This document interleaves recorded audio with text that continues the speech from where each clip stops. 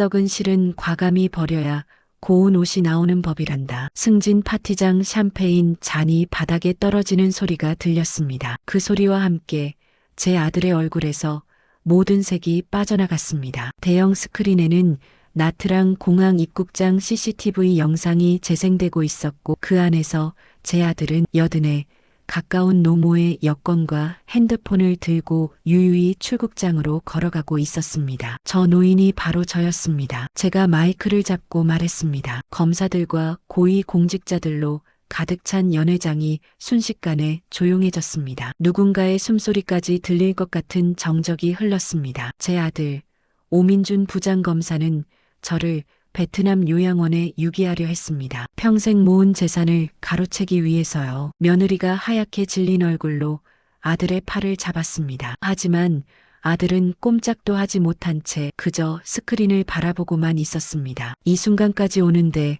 석 달이 걸렸습니다. 아니, 어쩌면 78년이 걸렸는지도 모르겠습니다. 오늘의 사연을 시작합니다. 시작하기 전에 구독과 좋아요 눌러주세요. 항상 건강과 기쁨이 가득하시길 바랍니다. 그의 초여름이었습니다. 동대문 포목거리의 아침은 언제나 분주했습니다. 천 보따리를 이고 지고 가는 사람들, 가게 셔터를 올리는 소리, 아침 일찍 흥정하는 목소리들이 뒤섞여 하나의 리듬을 만들어냈습니다. 저는 그 소리들을 50년 넘게 들으며 살아왔습니다. 25에 시작한 작은 포목점이 60평 규모의 원단 도매상이 되기까지 이 거리는 제 삶 자체였습니다. 그날 아침도 여느 때처럼 저는 가게 2층 작업실에 앉아 있었습니다. 창밖으로 들어오는 아침 햇살이 제법 따뜻했고 작업대 위에는 반쯤 완성된 손수건이 놓여 있었습니다. 황금빛 실로 수놓은 거북이 한 마리, 등껍질 무늬 하나하나에 정성을 들였고 거북이 눈동자에는 작은 에메랄드 구슬을 달아두었습니다. 아들 민준이의 42번째 생일 선물이었습니다. 바늘을 들고 한 땀 한 땀수를 놓으면서 저는 생각했습니다. 이번 생일에는 직접 전해줘야지. 지난 3년 동안 아들은 한 번도 제 생일 선물을 직접 받으러 오지 않았습니다. 늘 며느리 은영이가 대신 받아갔고 아들은 문자 메시지 하나로 감사 인사를 대신했습니다. 바쁜 건 알고 있었습니다. 검사라는 직업이 얼마나 고되고 책임이 무거운지도 이해했습니다. 하지만 가끔은 정말 가끔만이라도 아들의 목소리를 직접 듣고 싶었습니다. 어머니, 거기 계세요? 문이 열리는 소리와 함께 익숙한 목소리가 들렸습니다. 놀라서 고개를 들었습니다. 아들이었습니다. 민준이가 환하게 웃으며 작업실로 들어왔습니다. 뒤따라 며느리 은영이도 함께 들어왔고 두 사람 모두 밝은 표정이었습니다. 민준아, 무슨 일이니? 평일 낮에 웬일이고? 제 목소리가 약간 떨렸습니다. 기쁨 반, 놀람 반이었습니다. 어머니 뵈러 왔죠. 요즘 통 연락도 못 드렸잖아요. 민준이가 제 옆에 앉으며 말했습니다. 그의 손이 제 어깨를 가볍게 감쌌고 저는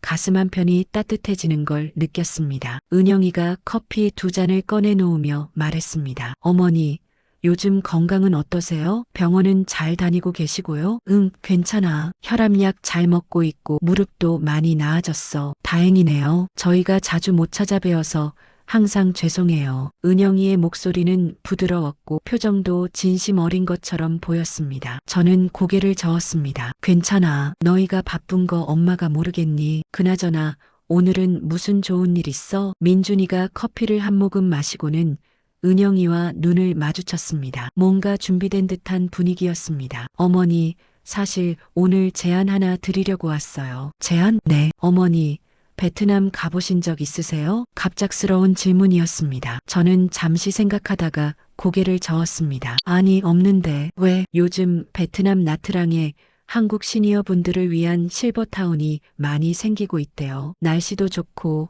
물가도 저렴하고 의료시설도 잘 되어 있다고 하더라고요. 민준이의 설명은 매끄러웠습니다. 마치 여러 번 연습한 것처럼 자연스럽게 이어졌습니다. 저희가 알아봤는데 거기 한국인 전용 실버타운이 새로 문을 열었어요. 시설 견학 프로그램도 있고요. 어머니 모시고 한번 다녀오면 어떨까 해서요. 은영이가 거들었습니다. 어머니, 효도 여행이에요. 저희랑 같이 가는 거예요. 나트랑 바다도 구경하시고 실버타운 시설도 둘러보시고요. 일주일 정도 여유롭게 다녀오는 거예요. 일주일. 아들 내외와 함께하는 일주일. 솔직히 말하자면 그 말에 마음이 흔들렸습니다. 얼마나 오래됐을까요? 아들과 함께 여행을 가본 게. 민준이가 대학생이었을 때 설악산에 갔던 게 마지막이었던 것 같습니다. 그래도 괜찮겠니? 너희 바쁜데. 어머니, 저 이번에 승진 확정됐어요. 부장검사요. 민준이의 목소리에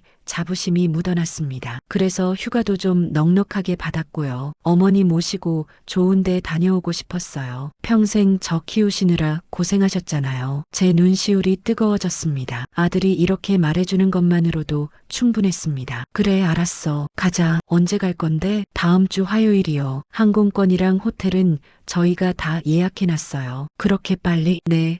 실버타운 견학 프로그램이 한 달에 한 번밖에 없대요. 이번에 놓치면 다음 달까지 기다려야 해서요. 조금 급하다는 생각이 들었습니다. 하지만 아들의 환한 미소를 보니 거절할 수가 없었습니다. 그날 저녁 아들 내외가 돌아간 뒤에도 저는 한참 동안 작업실에 앉아 있었습니다. 창밖으로 동대문 거리의 불빛들이 하나둘 켜지고 있었습니다. 손수건 위에 황금 거북이가 조명 아래에서 은은하게 빛났습니다. 저는 바늘을 다시 들었습니다. 베트남 가기 전에 완성해야지. 그렇게 생각하며 한 땀 한 땀수를 놓았습니다. 거북이의 등껍질 마지막 무늬를 완성하고 테두리를 정리했습니다. 그리고 손수건 안쪽 보이지 않는 부분에 작은 주머니를 만들었습니다. 어머니에게서 물려받은 작은 다이아몬드 원석 하나를 그 안에 넣고 실로 꼼꼼히 바느질했습니다. 혹시 모르니까. 어머니는 늘 말씀하셨습니다. 여자는 언제나 비상금을 몸에 지니고 다녀야 한다고. 그땐 그게 무슨 의미인지 몰랐습니다. 하지만 60년을 장사하며 살아오면서 그 말의 무게를 알게 되었습니다. 비상금이라기엔 너무 큰 금액이었습니다. 손톱만 한 다이아몬드였지만 감정가로 5천만 원은 좋게 넘는 물건이었습니다. 쓸 일은 없겠지만 그래도 손수건을 접어 서랍 안에 넣었습니다. 출발 전날 아들에게 줄 생각이었습니다. 일주일이 금세 지나갔습니다. 화요일 아침 인천공항은 여행객들로 붐볐습니다. 민준이가 제 캐리어를 끌어주었고 은영이는 제 팔을 부축했습니다. 두 사람 모두 평소보다 더 친절했고 더 세심했습니다. 어머니, 여권이랑 핸드폰 가방에 잘 넣으셨죠? 응, 다 챙겼어. 혹시 약은요? 혈압약이랑 무릎 파스 다 챙기셨어요? 그것도 다 넣었어. 걱정 마. 체크인 카운터를 지나고 출국 심사를 마쳤습니다. 면세점을 지나는 동안 은영이가 제 손을 잡았습니다. 어머니, 나트랑 날씨 정말 좋대요. 바다도 예쁘고요. 사진 많이 찍어드릴게요. 그래, 고맙다. 탑승 게이트에서 기다리는 동안 저는 가방에서 작은 보자기를 꺼냈습니다. 황금 거북이 손수건이 고운 천에 쌓여 있었습니다. 민준아, 네 어머니, 이거 내 생일 선물이야. 조금 늦었지만. 민준이가 보자기를 받아들었습니다. 천천히 풀어보더니 손수건을 꺼내 들었습니다. 어머니, 이거 황금 거북이야. 장수하고 건강하라고 엄마가 한 땀 한 땀 다 놓은 거야. 민준이의 눈빛이 잠깐 흔들렸습니다. 무슨 감정인지 정확히 알 수는 없었지만 뭔가 복잡한 표정이었습니다. 고맙습니다, 어머니. 그가 손수건을 조심스럽게 다시 보자기에 싸서 자기 가방에 넣었습니다. 비행기가 이륙했습니다. 창밖으로 서울의 불빛들이 점점 작아지더니 어느새 구름 위로 올라왔습니다. 저는 눈을 감았습니다. 가슴 한편이 두근거렸습니다. 아들과 함께하는 여행, 얼마 만인지 모를 만큼 오랜만이었습니다. 좋은 시간이 될 거야. 그렇게 믿었습니다. 그때까지는 5시간 반의 비행 끝에 나트랑 국제공항에 도착했습니다. 창밖으로 보이는 하늘은 맑았고 햇살은 눈부셨습니다. 비행기에서 내려 입국장으로 향했습니다. 사람들이 길게 줄을 서 있었고 천장의 선풍기가 느리게 돌아가고 있었습니다. 어머니, 여기서 잠깐만 기다리세요. 제가 입국 심사 빨리 받을 수 있는 곳 알아볼게요. 민준이가 말했습니다. 응, 그래. 은영이가 제 옆에 서서 부채질을 해줬습니다. 덥죠, 어머니? 조금만 참으세요. 곧 호텔 가면 시원할 거예요. 입국 심사는 생각보다 빨리 끝났습니다. 짐을 찾아 공항 출구로 나왔습니다. 후덥지근한 열기가 몸을 감쌌습니다. 낯선 나라의 공기, 낯선 언어, 낯선 풍경. 어머니, 호텔차가 저기 대기하고 있대요. 가시죠. 민준이가 제 캐리어를 끌며 앞장섰습니다. 차에 올라타자마자 시원한 에어컨 바람이 얼굴을 스쳤습니다. 은영이가 생수병을 건네주었습니다. 어머니, 물 드세요. 기내가 건조했을 텐데. 고맙다. 차는 해안도로를 따라 달렸습니다. 창밖으로 푸른 바다가 펼쳐졌고 야자수들이 바람에 흔들렸습니다. 와, 정말 예쁘다. 제가 감탄사를 내뱉자 은영이가 웃었습니다. 그죠? 사진보다 실제가 훨씬 예쁘죠? 30분쯤 달렸을까요? 차가 한 호텔 앞에 멈춰 섰습니다. 하얀 건물에 나트랑 베이 리조트라는 간판이 보였습니다. 현대식 건물이었고 입구에는 분수대가 있었습니다. 로비로 들어가자 시원한 공기와 함께 은은한 음악이 흘러나왔습니다. 대리석 바닥이 반짝였고 천장에는 큰 샹들리에가 걸려 있었습니다. 체크인 저희가 할게요. 어머니는 여기 소파에서 좀 쉬세요. 민준이가 프런트로 갔고 저는 은영이와 함께 로비 소파에 앉았습니다. 그때였습니다. 민준이가 프런트 직원과 뭔가 이야기를 나누는 모습이 보였습니다. 직원이 고개를 끄덕이더니 서류 몇 장을 꺼내 보여줬습니다. 민준이의 표정이 진지했습니다. 뭔가 중요한 이야기를 하는 것 같았습니다. 10분쯤 지났을까요? 민준이가 카드키 3개를 들고 돌아왔습니다. 다 됐어요. 방 올라가시죠. 엘리베이터를 타고 7층으로 올라갔습니다. 복도를 따라 걸어가는데 민준이가 제 방 앞에서 멈춰 섰습니다. 어머니 방은 여기예요. 저희 방은 바로 옆이고요. 그래, 방문을 열었습니다. 넓은 방이었고 창밖으로 바다가 보였습니다. 킹사이즈 침대와 소파, 작은 테이블이 놓여 있었습니다. 짐은 제가 정리해 드릴게요. 어머니는 좀 쉬세요. 민준이가 제 캐리어를 방 안으로 끌고 들어왔습니다. 은영이도 함께 들어와서 이것저것 살펴보기 시작했습니다. 어머니, 냉장고에 물이랑 음료수 있어요. 드시고 싶으신 거 있으면 말씀하세요. 응, 알았어. 저는 소파에 앉았습니다. 비행으로 피곤했는지 몸이 묵직했습니다. 민준이가 옷장을 열더니 제 옷들을 하나씩 꺼내 걸기 시작했습니다. 그러다가 손이 멈췄습니다. 어머니, 귀중품은 따로 있으세요? 응, 귀중품? 여권이랑 핸드폰, 현금 같은 거요. 호텔 금고에 보관하는 게 안전해요. 아, 그래? 네. 여기 리조트는 안전하긴 한데 그래도 혹시 모르니까요. 제가 금고에 넣어드릴게요. 민준이의 말은 논리적이었습니다. 배려하는 것처럼 들렸습니다. 저는 가방에서 여권과 핸드폰 그리고 지갑을 꺼냈습니다. 현금은 얼마나 가지고 오셨어요? 한국 돈 100만 원.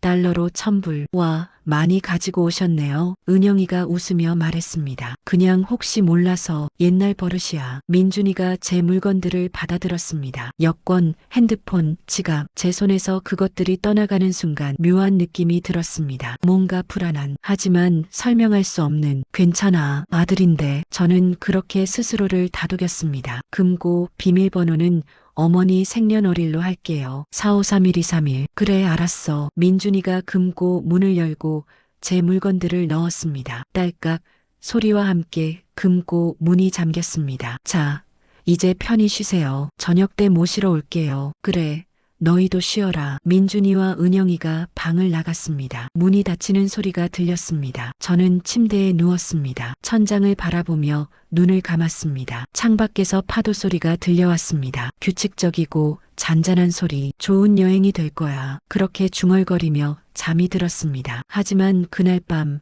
저는 알지 못했습니다. 다음 날 아침 제 삶이 완전히 뒤바뀔 거라는 걸. 다음 날 아침 눈을 떴을 때 시계는 8시를 조금 넘기고 있었습니다. 창밖으로 아침 햇살이 커튼 사이로 새어 들어왔고 파도 소리가 잔잔하게 들려왔습니다. 몸을 일으켜 세우고 창문을 열었습니다. 푸른 바다가 눈앞에 펼쳐졌고 야자수 잎이 바람에 흔들렸습니다. 공기는 따뜻했고 습했습니다. 민준이한테 전화해야지. 그제야 생각났습니다. 핸드폰이 금고 안에 있다는 것. 방 안을 둘러봤습니다. 금고는 옷장 안쪽 아래에 설치되어 있었습니다. 옷장 문을 열고 금고 앞에 무릎을 꿇었습니다. 비밀번호를 눌렀습니다. 4531231. 삐삐삐. 오류음이 울렸습니다. 다시 눌러봤습니다. 45312331. 삐삐삐. 또 오류음이었습니다. 가슴이 철렁 내려앉았습니다. 손에 힘을 주고 천천히 다시 눌러봤습니다. 삐삐삐 세 번째 오류, 그리고 금고가 잠겼습니다. 이럴 수가. 저는 방바닥에 주저앉았습니다. 머릿속이 하얘졌습니다. 여권도 핸드폰도 돈도 모두 그 안에 있었습니다. 금고를 열지 못하면 아무것도 할 수 없었습니다. 민준이한테 물어봐야지. 저는 일어나서 방문을 열었습니다. 복도로 나가 옆방 문을 두드렸습니다. 똑똑똑. 민준아, 은영아, 나야. 대답이 없었습니다. 다시 두드렸습니다. 좀 더 세게. 똑똑똑. 민준아. 여전히 대답이 없었습니다. 이상했습니다. 아직 자고 있는 걸까요? 하지만 벌써 8시가 넘었는데 저는 다시 제 방으로 돌아왔습니다. 방 안전화기를 들어 프런트로 걸었습니다. 헬로. 프런트 데스크입니다. 영어였습니다. 저는 당황했지만 천천히 말했습니다. 저 옆방 711호 제 아들 연결. 직원은 제 어눌한 영어를 이해했는지 잠시 기다려달라고 했습니다. 신호음이 길게 울렸습니다. 뚜뚜뚜. 받지 않았습니다. 죄송합니다. 손님께서 전화를 받지 않으십니다. 그럼 방에 있어요? 사람 확인이 어렵습니다. 프라이버시 보호 때문에 전화를 끊었습니다. 뭔가 이상했습니다. 아들이 전화를 받지 않는다는 것, 옆방 문을 두드려도 대답이 없다는 것, 가슴 한쪽이 무겁게 가라앉았습니다. 아침 식사하러 먼저 내려간 걸까? 그렇게 생각하며 옷을 갈아입었습니다. 간단히 세수를 하고 방을 나섰습니다. 엘리베이터를 타고 1층 식당으로 내려갔습니다. 뷔페식 아침 식사가 준비되어 있었고 투숙객들이 여기저기 앉아 식사를 하고 있었습니다. 눈으로 식당 안을 훑었습니다. 민준이와 은영이는 보이지 않았습니다. 혹시나 싶어 로비도 둘러봤습니다. 소파에도 프런트 앞에도 어디에도 없었습니다. 다시 7층으로 올라갔습니다. 옆방 문을 두드렸습니다. 똑똑똑. 민준아 있니? 여전히 대답이 없었습니다. 이번에는 귀를 문에 바짝 대고 안쪽 소리를 들어봤습니다. 아무 소리도 들리지 않았습니다. 물소리도, 사람 움직이는 소리도, 텔레비전 소리도. 이상하다. 가슴이 두근거리기 시작했습니다. 설명할 수 없는 불안감이 밀려왔습니다. 다시 프런트로 전화했습니다. 저 711호 손님들 체크아웃 했어요? 잠시만요. 타자 치는 소리가 들렸습니다. 아니요.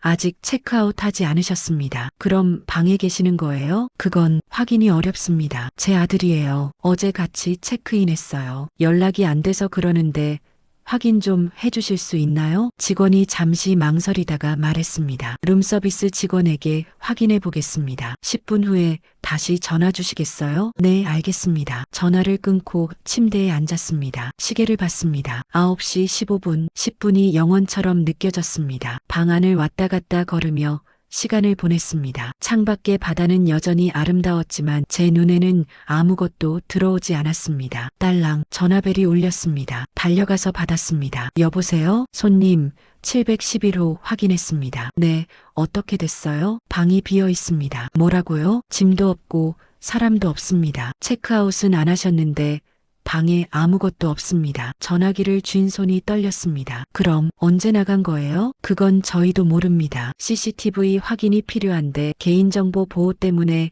함부로 보여드릴 수가 없습니다. 제 아들이에요. 어제 같이 온 제 아들이라고요. 제 목소리가 커졌습니다. 죄송합니다. 손님, 규정상 그럼 경찰 불러주세요. 제 아들이 없어졌어요. 손님, 진정하세요. 제가 매니저를 연결해드리겠습니다. 보리음이 흘렀습니다. 심장이 미친 듯이 뛰었습니다. 무슨 일이지? 왜 방이 비어 있는 거지? 잠시 후 남자 목소리가 들렸습니다. 안녕하세요, 손님. 저는 호텔 매니저 레 반투엔입니다. 한국어였습니다. 조금 어눌했지만 의사소통은 가능했습니다. 제 아들이 없어졌어요. 어제 저랑 같이 체크인했는데 오늘 아침부터 연락이 안 돼요. 방도 비어 있대요. 손님, 혹시 아드님께서 어디 외출하신 건 아니신가요? 외출? 저한테 아무 말도 없이요? 가족여행 오신 분들 중에 이른 아침에 시장 구경 가시는 분들도 계십니다. 그럼 짐은요? 왜 짐도 없어요? 매니저가 잠시 말을 멈췄습니다. 그건 확인이 필요합니다. 제가 직접 올라가겠습니다. 잠시만 기다려주세요. 전화가 끊어졌습니다. 저는 방 안을 서성였습니다. 손끝이 차가워졌고 입안이 바짝 말랐습니다. 뭔가 잘못됐어. 그런 생각이 머릿속을 가득 채웠습니다. 10분쯤 지났을까요? 똑똑똑 방문 두드리는 소리가 들렸습니다. 문을 열었습니다. 정장을 입은 남자가 서 있었습니다. 40대 후반쯤 되어 보였고 명찰에는 레 반투엔 매니저라고 적혀 있었습니다. 손님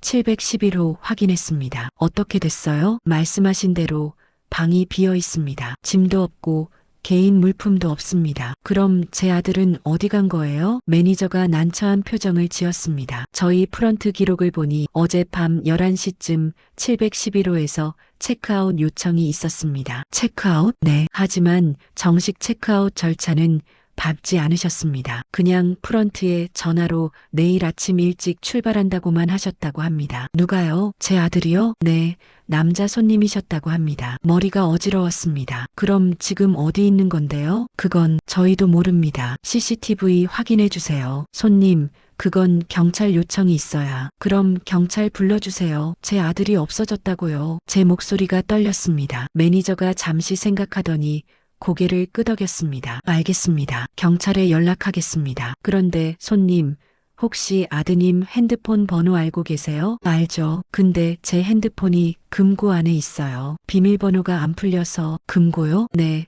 어제 제 아들이 귀중품 보관한다고 금고에 넣었거든요. 근데 오늘 아침에 비밀번호를 눌러도 안 열려요. 매니저의 표정이 조금 굳어졌습니다. 손님, 금고 비밀번호는 투숙객 본인만 설정할 수 있습니다. 제 아들이 설정했어요. 제 생년월일로요. 그럼 제가 마스터키로 열어드리겠습니다. 매니저가 방 안으로 들어와 금고 앞에 섰습니다. 주머니에서 작은 카드를 꺼내 금고 옆 슬롯에 넣었습니다.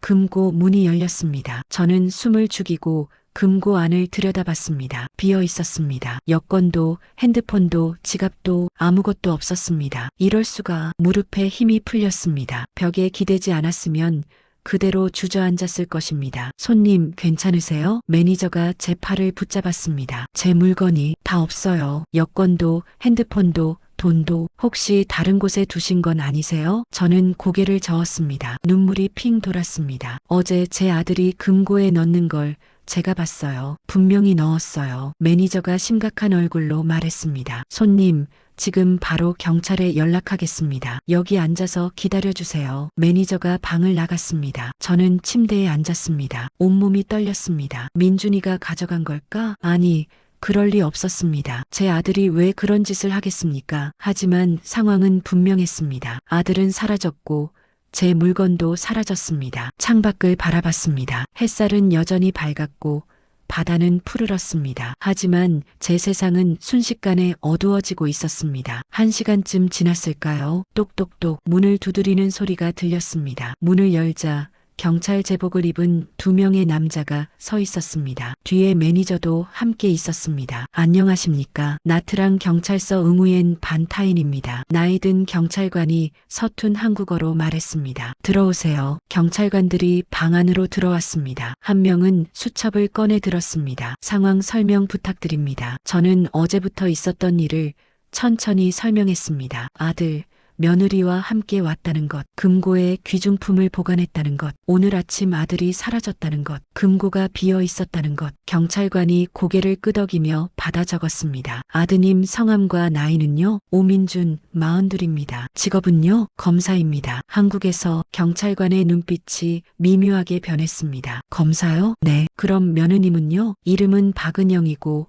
37입니다. 경찰관이 무언가 더 쓰더니 저를 바라봤습니다. 손님, 혹시 아드님께 빚이 있으시거나 금전적인 문제가 있으셨습니까? 아니요, 전혀요. 그럼 최근에 아드님과 다투신 적은요? 없어요. 저희는 사이가 좋았어요. 경찰관이 동료와 베트남어로 뭔가 이야기를 나눴습니다. 저는 그들의 말을 알아들을 수 없었지만 표정만으로도 느낌이 왔습니다. 믿지 않는다는 것. 손님, 여권이 없으시면 한국 대사관에 연락하셔야 합니다. 그건 나중에 하고 지금은 제 아들부터 찾아주세요. 손님, 성인이 스스로 이동한 경우에는 실종으로 보기 어렵습니다. 무슨 소리예요? 제 물건을 가지고 간 건데요. 제 목소리가 높아졌습니다. 경찰관이 난처한 표정을 지었습니다. 그건 증거가 필요합니다. 아드님이 가져갔다는 증거요. CCTV 보면 나오잖아요. CCTV는 확인하겠습니다. 하지만 시간이 걸립니다. 얼마나요? 며칠, 일주일 정도요. 일주일이요? 저는 믿을 수가 없었습니다. 경찰관이 명함을 꺼내 건넸습니다. 진정하세요, 손님. 저희가 최선을 다하겠습니다. 혹시 아드님께 연락 오시면 바로 저희한테 전화 주세요. 전화기가 없다니까요. 아, 그렇군요. 그럼 호텔 전화로 연락 주세요. 경찰관들이 방을 나갔습니다. 매니저도 따라 나가려다가 돌아서서 말했습니다. 손님 필요하신 거 있으면 언제든 프런트로 연락 주세요. 고맙습니다. 문이 닫혔습니다. 저는 다시 혼자가 되었습니다. 침대에 앉아 창밖을 바라봤습니다. 해변에는 사람들이 여유롭게 산책하고 있었습니다. 파도가 밀려왔다가 밀려갔습니다. 모든 게 평화로워 보였습니다. 하지만 제 안에서는 폭풍이 몰아치고 있었습니다. 왜? 그 질문이 머릿속을 맴돌았습니다. 민준아, 왜 이러는 거니? 그날 하루는 악몽 같았습니다. 한국 대사관에 전화하려 했지만 호텔 프런트에서는 국제전화 비용을 선불로 내라고 했습니다. 돈이 없었습니다. 점심도 저녁도 먹지 못했습니다. 레스토랑에 가려면 룸차지를 해야 하는데 그것도 신용카드나 현금이 필요했습니다. 매니저가 동정심에 샌드위치 하나를 갖다 줬습니다. 그것으로 하루를 버텼습니다. 밤이 되었습니다. 배는 고팠지만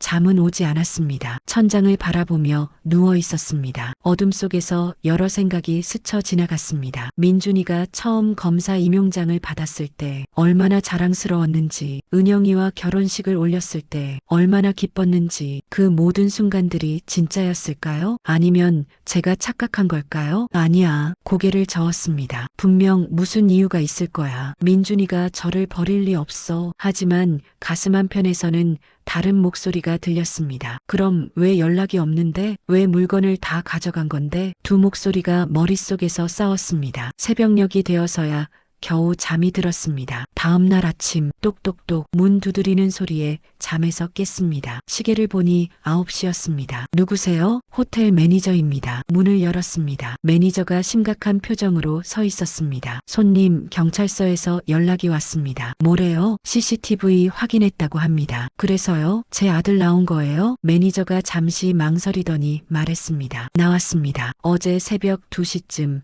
아드님과 며느님이 짐을 들고 호텔을 나가는 모습이 찍혔습니다. 그럼 어디 간 거예요? 택시를 타고 떠났다고 합니다. 어디로요? 그건 모릅니다. 저는 벽에 기댔습니다. 그리고 매니저가 말을 이었습니다. 경찰이 한 가지 더 확인했습니다. 뭔데요? 손님 방 금고에서 나온 지문을 확인했는데요. 그래서요? 손님 것과 다른 남자 지문이 하나 더 나왔습니다. 아마도 아드님 것일 겁니다. 그 말의 의미를 이해하는 데는 시간이 걸리지 않았습니다. 민준이가 금고를 열었다는 것, 제 물건을 가져갔다는 것, 그리고 저를 두고 떠났다는 것, 무릎에 힘이 풀렸습니다. 매니저가 황급히 제 팔을 붙잡았습니다. 손님, 괜찮으세요? 괜찮을 리 없었습니다. 제 아들이 저를 버렸습니다. 낯선 나라, 낯선 호텔에 여권도 돈도 전화기도 없이. 손님, 들어가서 앉으세요. 매니저가 저를 부축해 방 안으로 들어갔습니다. 소파에 앉혔습니다. 물 한 잔 드릴까요? 고개를 끄덕였습니다. 매니저가 냉장고에서 생수를 꺼내줬습니다. 손이 떨려서 병을 제대로 잡을 수가 없었습니다. 매니저가 뚜껑을 열어 건네줬습니다. 물을 한 모금 마셨습니다. 목구멍을 타고 내려가는 물이 차가웠습니다. 손님, 경찰이 계속 수사하겠다고 합니다. 그리고 한국 대사관에도 연락했다고 하니 조금만 기다려보세요. 네, 매니저가 나갔습니다. 저는 소파에 앉아 텅 빈 방을 바라봤습니다. 캐리어도 없었습니다. 옷도 몇 벌 없었습니다. 돈도 없었습니다. 아무것도 없었습니다. 그때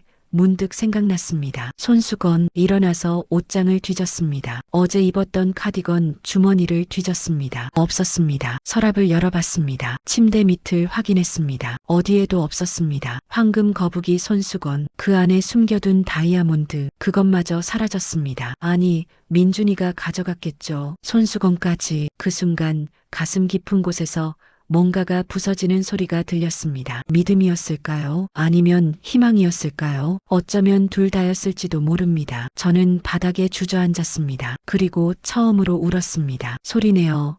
한참 동안 사흘이 지났습니다. 호텔 방에서 나가지 못했습니다. 나갈 수도 없었습니다. 여권도 돈도 갈 곳도 없었으니까요. 매니저가 하루에 한 번씩 샌드위치와 물을 갖다 줬습니다. 대사관에서 곧 연락 올 겁니다라고 말했지만 연락은 오지 않았습니다. 창밖으로는 여전히 사람들이 웃으며 해변을 거닐었고 아이들이 파도를 향해 달려갔습니다. 저는 그 모습을 유리창 너머로 바라보기만 했습니다. 마치 다른 세상 사람들 같았습니다. 침대에 누워 천장을 바라보는 시간이 길어졌습니다. 머릿속으로는 계속 같은 질문이 맴돌았습니다.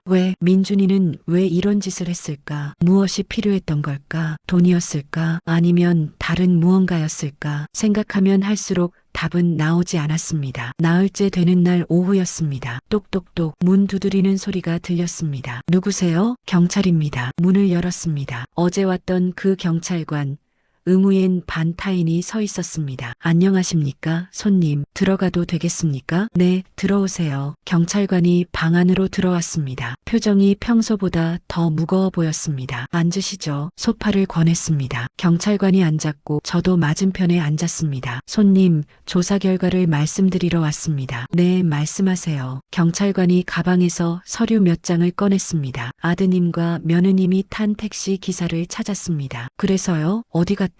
공항입니다. 공항? 네, 나트랑 국제공항으로 갔습니다. 가슴이 철렁 내려앉았습니다. 그럼 한국으로 돌아간 거예요? 경찰관이 고개를 끄덕였습니다. 항공사 기록을 확인했습니다. 그날 새벽 5시 30분 출발 하노이행 국내선을 탔고 하노이에서 인천행 국제선으로 환승했습니다. 그럼 지금 한국에 있다는 거예요? 네, 그렇습니다. 손이 떨렸습니다. 그리고 경찰관이 말을 이었습니다. 손님, 한 가지 더 확인된 사실이 있습니다. 뭔데요? 경찰관이 서류 한 장을 제게 건넸습니다. 베트남어로 빽빽하게 적혀 있었습니다. 이게 뭐예요? 나트랑 시립병원에서 받은 문서입니다. 병원이요? 네. 손님 아드님이 출국하기 일주일 전에 이 병원으로 문서 하나를 팩스로 보냈습니다. 무슨 문서인데요? 경찰관의 표정이 더욱 어두워졌습니다. 치매 환자 보호 요청서입니다. 뭐라고요? 손님을 치매 환자로 명시하고 나트랑 체류 중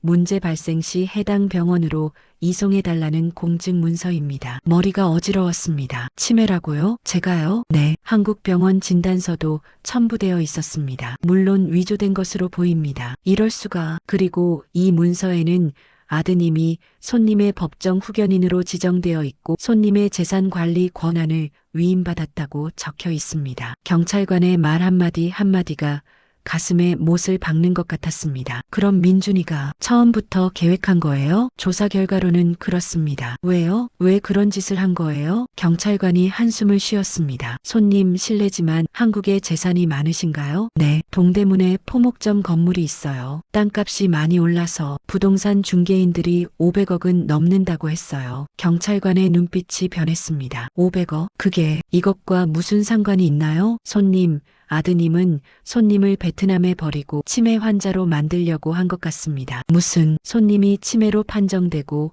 해외에서 요양원에 수용되면 아드님이 법정 후견인으로서 재산을 관리할 수 있습니다. 하지만 제가 살아있는데요. 그게 문제입니다. 경찰관이 다른 서류를 꺼냈습니다. 저희가 한국 경찰과 협조해서 조사한 결과 아드님이 한국에서 실종 신고를 준비하고 있었다는 정황을 포착했습니다. 실종 신고요? 네. 베트남 여행 중 실종되었다고 신고하고 일정 기간이 지나면 사망 선고를 받을 계획이었던 것으로 보입니다. 온몸이 얼어붙는 것 같았습니다. 제 아들이 저를 죽이려고 한 거예요? 직접적인 살해는 아니지만 법적으로 사망 처리하려 했던 것으로 보입니다. 저는 소파 등받이에 기댔습니다. 숨이 제대로 쉬어지지 않았습니다. 경찰관이 물을 따라 건넸습니다. 진정하세요, 손님. 물을 받아 마셨지만 목구멍으로 넘어가지 않았습니다. 그럼 저는 어떻게 해야 하나요? 한국 대사관에 연락했습니다. 내일 대사관 직원이 이리로 올 겁니다. 여권 재발급 절차를 도와줄 것입니다. 그리고요, 귀국하셔서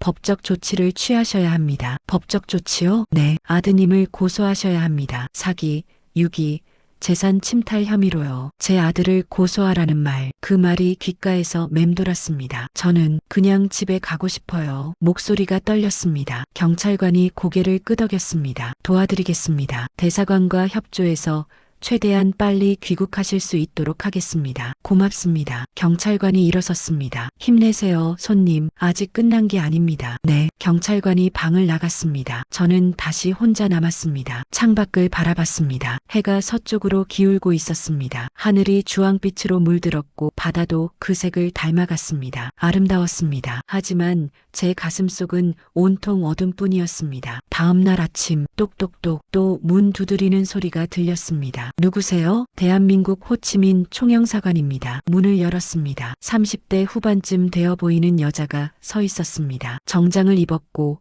가방을 들고 있었습니다. 안녕하세요. 영사 업무를 담당하는 김유진입니다. 들어오세요. 김유진이 방 안으로 들어왔습니다. 주변을 둘러보더니 저를 바라봤습니다. 많이 힘드셨죠? 그 한마디에 눈물이 났습니다. 한국어를 듣는 것만으로도 가슴이 뜨거워졌습니다. 괜찮으세요? 앉으세요. 소파에 앉았습니다. 김유진이 가방에서 서류를 꺼냈습니다. 여권 재발급 신청서입니다. 작성하셔야 하는데 도와드릴게요. 네, 부탁드립니다. 서류를 작성하기 시작했습니다. 이름, 주민등록번호, 주소 하나하나 적으면서 실감이 났습니다. 제가 정말 이런 상황에 놓였구나 하는 것이 사진도 찍어야 하는데 제가 가져온 카메라로 찍어드릴게요. 김유진이 간이 배경을 세우고 카메라를 꺼냈습니다. 여기 서세요. 배경 앞에 섰습니다. 정면 보시고 미소는 안 지으셔도 돼요. 플래시가 터졌습니다. 몇 장 더 찍었습니다. 됐어요. 이제 앉으세요. 다시 소파에 앉았습니다. 김유진이 서류를 정리하며 말했습니다. 여권은 일주일 정도 걸립니다. 그 전에는 귀국이 어려워요. 일주일이요? 네, 죄송해요. 절차상 그렇습니다. 그럼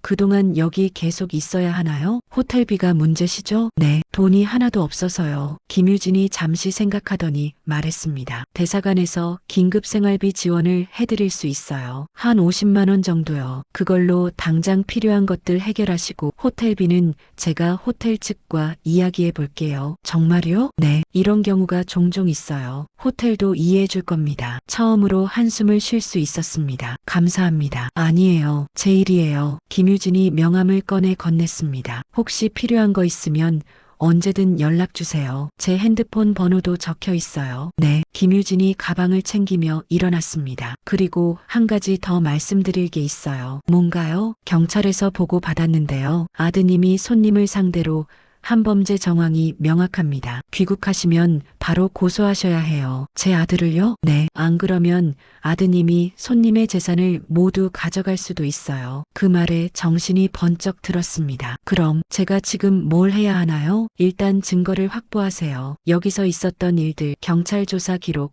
호텔 기록 모든 걸 받아두세요. 귀국하면 변호사 선임하시고 고소장 제출하시면 됩니다. 변호사요. 아드님이 검사시죠? 네. 그럼 더 철저히 준비하셔야 해요. 상대가 법을 잘 아니까요. 김유진의 말이 가슴에 꽂혔습니다. 제 아들이 검사라는 사실이 이제는 무기가 아니라 장벽이 되었습니다. 도와드릴 수 있는 건 최대한 도와드릴게요. 힘내세요. 감사합니다. 김유진이 방을 나갔습니다. 저는 창가로 걸어갔습니다. 바다를 바라봤습니다. 파도가 밀려왔다가 밀려갔습니다. 쉬지 않고 반복해서 저것처럼 버텨야지 그렇게 중얼거렸습니다. 그날 오후 똑똑똑 또 문을 두드리는 소리가 들렸습니다. 이번엔 누구일까 싶어 문을 열었습니다. 젊은 남자가 서 있었습니다. 20대 후반쯤 되어 보였고 선글라스를 쓰고 있었습니다. 실례지만 누구세요? 남자가 선글라스를 벗었습니다. 그 얼굴을 보는 순간 저는 숨이 멎는 것 같았습니다. 혹시 광수 씨? 네, 맞습니다. 기억하세요? 기억하다니요. 잊을 수가 없었습니다. 20년 전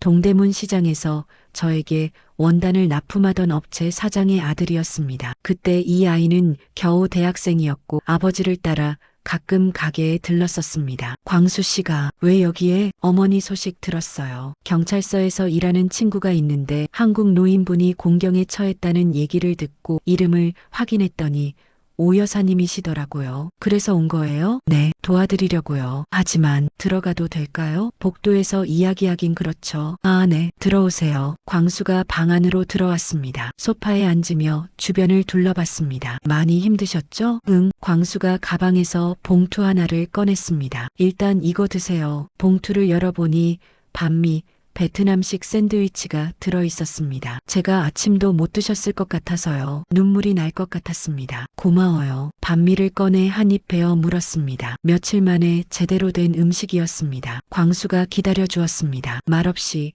제가 먹는 걸 지켜봤습니다. 다 먹고 나자 광수가 말했습니다. 어머니, 상황 다 들었어요. 아드님이 정말 그런 짓을 했어요? 고개를 끄덕였습니다. 믿어지지 않으시죠? 응, 제 아들인데. 광수가 한숨을 쉬었습니다. 어머니, 제가 도와드릴게요. 뭘 어떻게? 우선 숙소부터 옮기세요. 여기 호텔비 너무 비싸요. 제가 아는 게스트하우스 있어요. 거기 사장님이 한국분이시고 저랑 친해요. 사정 얘기하면 싸게 묵을 수 있을 거예요. 하지만 여권 재발급까지 일주일이 걸린대요. 그럼 더더욱 비용 아껴야죠. 그리고 제가 관광 가이드로 일하거든요. 여기 사정 잘 알아요. 필요한 거 있으면 도와드릴 수 있어요. 광수의 말에 힘이 있었습니다. 진심이 느껴졌습니다. 왜 저를 도와주려는 거예요? 광수가 잠시 말을 멈췄습니다. 그리고 천천히 입을 열었습니다. 어머니, 기억하세요? 제 아버지가 사업 실패하고 야반도주 했을 때요. 그때 어머니가 아버지 빚 대신 갚아주셨잖아요. 5천만 원. 그 일 20년 전 일이었습니다. 광수 아버지가 원단 납품 대금을 받아놓고 사라졌던 일. 다른 업체들은 고소를 했지만 저는 그러지 않았습니다. 광수가 아직 대학생이었기 때문이었습니다. 그때 어머니가 아니었으면 저는 대학도 못 마쳤을 거예요. 빚쟁이들이 저한테까지 왔었거든요. 그건 그냥 아니에요. 그냥이 아니에요. 어머니 덕분에 제가 졸업하고 여기서 새 삶을 시작할 수 있었어요. 광수의 눈이 붉어졌습니다. 그 은혜를 갚고 싶었어요. 근데 어머니 연락처를 몰라서 못 찾았어요. 그런데 이렇게 다시 만나게 되다니. 광수 씨, 제발 도와드리게 해주세요. 제 마음이 편해야 해요. 저는 고개를 끄덕였습니다. 고마워요. 광수가 환하게 웃었습니다. 그럼 내일부터 시작할까요? 일단 게스트하우스 예약하고 필요한 거 챙기고요. 응, 그래요. 그리고 어머니, 응, 꼭 이기세요. 아드님한테요. 그 말에 가슴이 뜨거워졌습니다. 이긴다는 말, 그게 가능할까요? 제 아들을 상대로? 하지만 광수의 눈을 보니 해야만 할 것 같았습니다. 노력해볼게. 노력이 아니라 꼭 이기셔야 해요. 안 그러면 어머니 평생 모은 게 다 날아가요. 그리고 제일 중요한 건 어머니의 존엄성이에요. 아드님이 어머니를 치매 환자로 만들려고 했잖아요. 그걸 그냥 넘어가시면 안 돼요. 존엄성, 그 단어가 가슴에 꽂혔습니다. 그래, 맞았습니다. 제 아들은 저에게서 돈만 빼앗으려 한 게 아니었습니다. 제 정체성을, 제 존재 자체를 지우려 했습니다. 치매 환자로 만들어서, 법적으로 무능력자로 만들어서, 그건 용서할 수 없는 일이었습니다. 알았어요. 제 목소리에 힘이 들어갔습니다. 꼭 이길게요. 광수가 웃었습니다. 그렇죠. 그게 어머니답죠. 그날 밤 침대에 누워 천장을 바라봤습니다. 며칠 만에 처음으로 배가 불렀고 마음이 조금 편했습니다. 광수가 있다는 것, 대사관이 돕고 있다는 것, 경찰이 조사하고 있다는 것, 혼자가 아니라는 걸 알았습니다. 그래, 포기하면 안 돼. 중얼거렸습니다. 78년을 살면서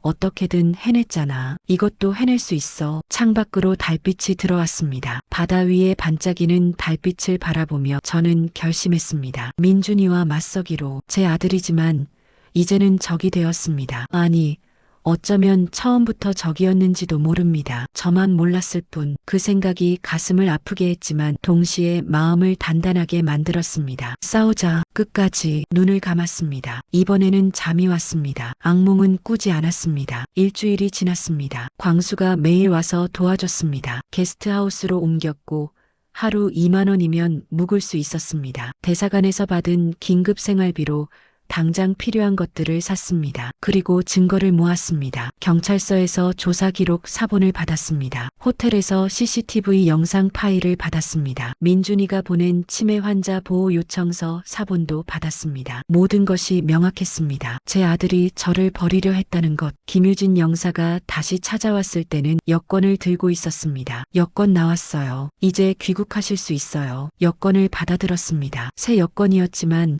낯설지 않았습니다. 제 이름이 적혀 있었으니까요. 항공권은 어떻게 하죠? 대사관에서 긴급 귀국 지원을 해드릴 수 있어요. 나중에 상환하시면 돼요. 감사합니다. 내일 오후 비행기 예약했어요. 괜찮으세요? 네, 좋아요. 빨리 가고 싶어요. 김유진이 서류 몇 장을 더 꺼냈습니다. 이건 한국 도착하시면 바로 변호사 찾아가셔야 해요. 제가 아는 변호사님 연락처 적어뒀어요. 이런 사건 전문으로 하시는 분이에요. 고맙습니다. 그리고 이건 경찰 조사 기록 영문 번역본이에요. 한국 경찰한테 제출하셔야 해요. 서류를 하나하나 받아들었습니다. 무거웠습니다. 종이의 무게가 아니라 그 안에 담긴 진실의 무게가. 다음 날 오후 광수가 공항까지 데려다 줬습니다. 차 안에서 광수가 말했습니다. 어머니, 한국 가시면 연락 주세요. 제가 계속 신경 쓸게요. 그래, 고마워. 그리고 이거요. 광수가 봉투 하나를 건넸습니다. 뭐야 이게? 열어보세요. 봉투를 열었습니다. 돈이 들어 있었습니다. 베트남 돈으로 1,000만 동, 한국 돈으로 50만 원 정도 되는 금액이었습니다. 이게 뭐니? 그때 어머니가 저희 아버지 빚 대신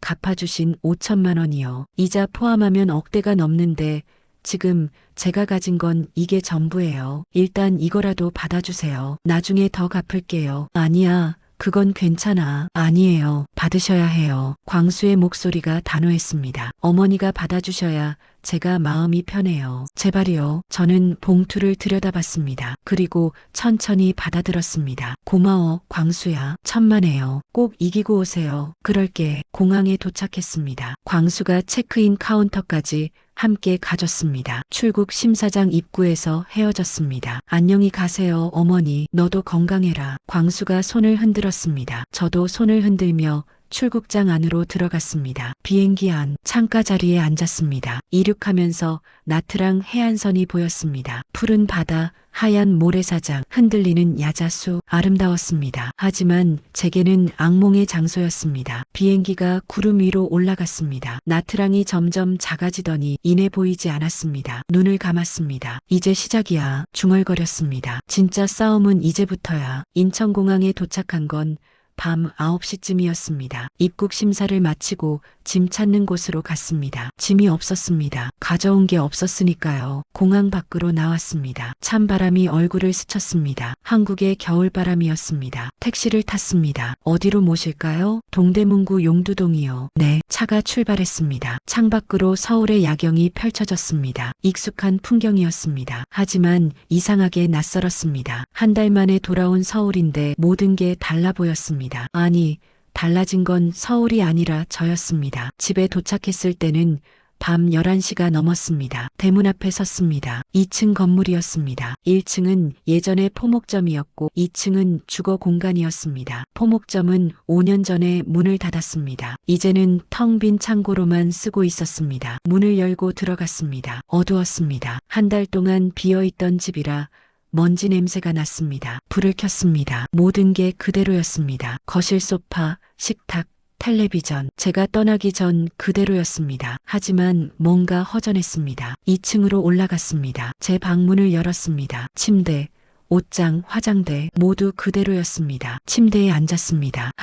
겨우 한 달 만에 돌아왔는데 1년처럼 느껴졌습니다. 핸드폰을 찾아야 했습니다. 베트남에서 빼앗긴 핸드폰 말고 집에 두고 간 예비 핸드폰이 있었습니다. 서랍을 뒤져서 찾았습니다. 충전기에 꽂았습니다. 부팅되는 동안 기다렸습니다. 화면이 켜졌습니다. 부재중 전화가 수십 통이었습니다. 대부분 모르는 번호였습니다. 문자 메시지도 가득했습니다. 하나씩 확인했습니다. 어머니, 연락 좀 주세요. 민준, 어머니, 걱정돼요. 어디 계세요? 민준, 어머니, 제발 전화 좀 받아주세요. 은영, 메시지를 읽으면서 웃음이 났습니다. 걱정하는 척, 찾는 척 모두 연기였습니다. 민준이는 제가 베트남에서 꼼짝 못하고 있다는 걸 알고 있었을 겁니다. 그러면서도 이런 문자를 보낸 이유는 하나였습니다. 증거 만들기. 저는 어머니를 찾으려고 노력했어요. 라는 증거. 손가락이 떨렸습니다. 화가 났습니다. 아니, 화를 넘어서 분노였습니다. 민준이에게 전화를 걸까 싶었습니다. 하지만 참았습니다. 아니야, 아직 아니야. 김유진 영사가 말했습니다. 먼저 변호사를 만나라고, 그리고 철저히 준비하라고. 핸드폰을 내려놓았습니다. 다음 날 아침 김유진이 소개해준 변호사 사무실을 찾아갔습니다. 강남역 근처 빌딩 10층이었습니다. 법무법인 정혜라는 간판이 보였습니다. 안으로 들어가자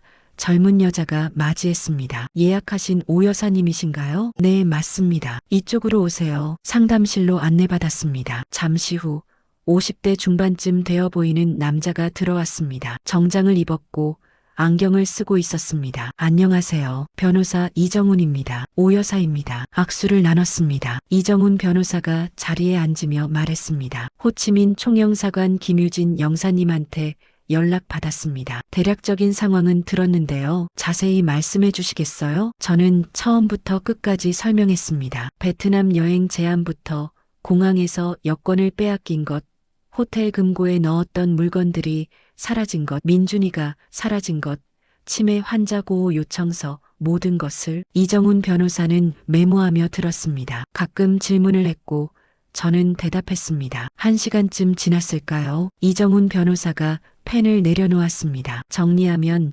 아드님이 계획적으로 어머니를 해외에 유기하고 치매 환자로 만들어 재산을 탈취하려 했다는 거죠? 네, 그렇습니다. 증거는 있으신가요? 여기 있어요. 가방에서 서류 뭉치를 꺼냈습니다. 경찰 조사 기록, CCTV 영상, 치매 환자 보호 요청서, 호텔 기록. 이정훈 변호사가 서류를 하나하나 살펴봤습니다. 표정이 점점 굳어졌습니다. 이건 정말 심각하네요. 고소할 수 있을까요? 할 수 있습니다. 아니, 해야 합니다. 어떤 혐의로요? 일단 사기, 유기, 재산 침탈, 문서 위조, 그리고 추가 조사 필요하지만 배임이나 횡령 혐의도 붙을 수 있어요. 아들이 검사인데 고소가 받아들여질까요? 이정훈 변호사가 저를 똑바로 쳐다봤습니다. 어머니, 솔직히 말씀드릴게요. 쉽지 않습니다. 상대가 검사라는 건 큰 장벽이에요. 법조계 인맥이 있고 법을 잘 알고 대응도 철저할 겁니다. 그럼, 하지만요. 이정훈 변호사가 서류를 탁자에 내려놓으며 말했습니다. 증거가 명확합니다. 이건 부정할 수 없어요. CCTV도 있고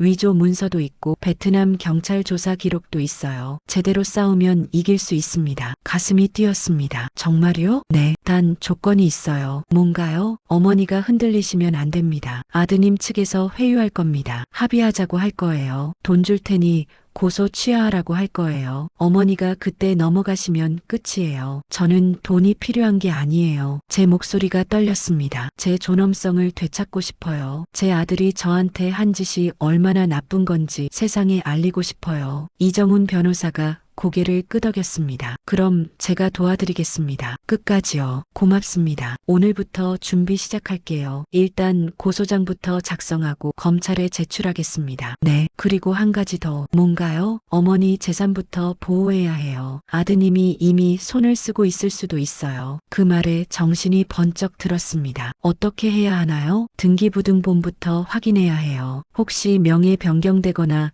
근저당 설정된 게 있는지요? 지금 바로 확인할 수 있나요? 네, 제가 지금 조회해 볼게요. 이정훈 변호사가 컴퓨터를 켰습니다. 키보드를 두드렸습니다. 저는 가슴 졸이며 기다렸습니다. 10분쯤 지났을까요? 이정훈 변호사의 표정이 굳었습니다. 어머니, 왜요? 무슨 일이에요? 동대문 포목점 건물이요. 네, 법인 명의로 전환되어 있네요. 법인이요? 네, 오민준 패밀리 자산관리 주식회사라는 법인이요. 한 달 전에 명의가 바뀌었어요. 머리가 하얘졌습니다. 어떻게 제 도장도 없이. 어머니, 혹시 아드님한테 인감도장이나 인감증명서 맡긴 적 있으세요? 아, 작년에 세금 신고할 때 민준이가 해준다고 해서 그때 받아간 거군요. 이정훈 변호사가 한숨을 쉬었습니다. 이미 준비하고 있었네요. 오래전부터요. 가슴이 무너지는 것 같았습니다. 그럼 제 건물이 이제 제 거 아니라는 거예요? 법적으로는 그렇게 될 수 있어요. 하지만 싸울 수 있습니다. 이건 명백한 사기니까요. 어떻게요? 일단 가처분 신청부터 해야 해요. 건물 처분 금지 가처분이요. 그리고 명예환원 소송도 같이 진행해야 하고요. 그게 시간이 얼마나 걸려요? 짧으면 6개월, 길면 1년 이상이요. 1년이요. 1년. 하지만 해야 해요. 안 그러면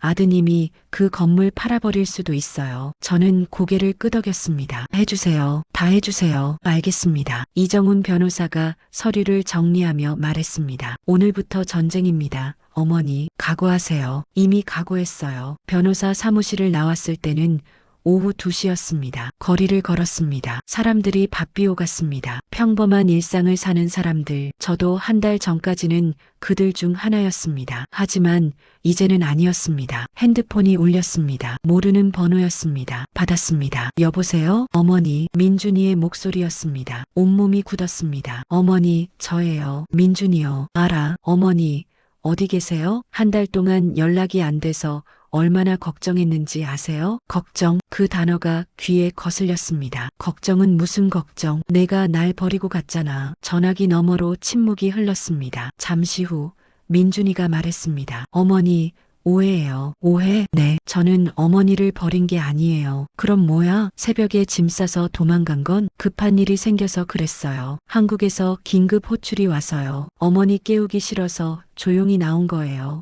거짓말이었습니다. 너무나 뻔한 거짓말. 그럼 왜 제 여권이랑 핸드폰, 돈을 가져간 거야? 그건 민준이가 말을 멈췄습니다. 그건 실수였어요. 급하게 나오다 보니까 제 가방에 잘못 넣었나 봐요. 실수? 웃음이 났습니다. 내가 검사면서 그런 실수를 해? 금고 비밀번호까지 바꿔놓고. 어머니, 일단 만나서 얘기해요. 오해 풀어드릴게요. 만날 필요 없어. 제 목소리가 차가워졌습니다. 내가 한 짓 다 알아. 치매 환자 보호 요청서도 받고 CCTV도 봤어. 그리고 내 건물법인으로 돌린 것도 알아. 전화기 넘어가 또 조용해졌습니다. 이번에는 좀 더 길게. 그리고 민준이의 목소리가 다시 들렸을 때는 톤이 완전히 바뀌어 있었습니다. 어머니가 그렇게 나오시면 저도 어쩔 수 없네요. 차갑고 날카로운 목소리. 제가 아는 민준이의 목소리가 아니었습니다. 어머니, 사실대로 말씀드릴게요. 어머니는 이제 나이가 많으세요. 판단력도 떨어지시고요. 베트남에서도 그랬잖아요. 금고 비밀번호도 제대로 기억 못하시고. 그건 제가 뭘 했는데요? 증거 있으세요? CCTV가 있어. 경찰 조사 기록도 있고. 그게 뭘 증명하는데요? 제가 급하게 귀국한 거 그 이상도 이하도 아니에요. 어머니 물건을 가져간 건 실수였고요. 치매 환자 보호 요청서는 그건 만일을 대비한 거예요. 어머니가 해외에서 혹시 모를 사고라도 당하시면 어쩌나 해서요. 효심 아니에요? 말문이 막혔습니다. 모든 걸 다 설명할 준비가 되어 있었습니다. 어머니, 제 말 잘 들으세요. 민준이의 목소리가 더 낮아졌습니다. 저는 검사예요. 법을 잘 알아요. 어머니가 저를 고소하신다면 제가 어떻게 대응해야 하는지도 잘 알아요. 그리고 어머니 건물은 이미 제 명의예요. 합법적으로요. 어머니가 직접 서명하신 서류도 있어요. 그건 속인 거잖아. 증명하세요. 제가 어머니를 어떻게 속였는지. 심장이 쿵쿵 뛰었습니다. 어머니,